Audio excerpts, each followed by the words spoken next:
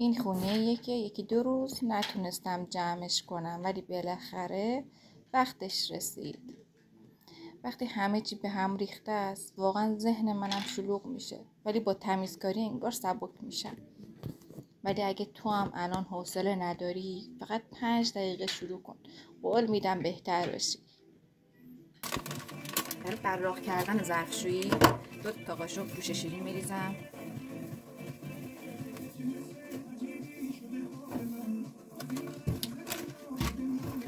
یه قاشق مایع ظرفشویی،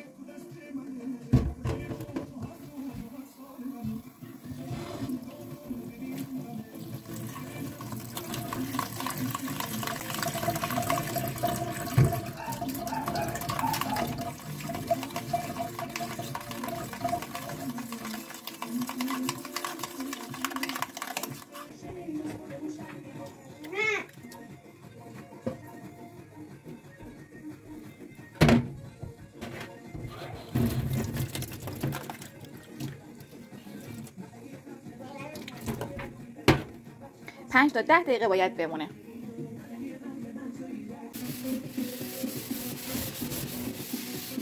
آدم لذت میاره وقتی برق میفته. واقعا معرکه شد.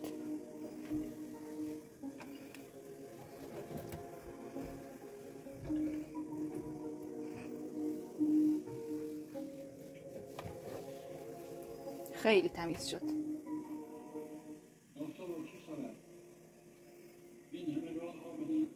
عالی شد، حتما امتحانش کنیم. و بالاخره تموم شد. یک نفس راحت.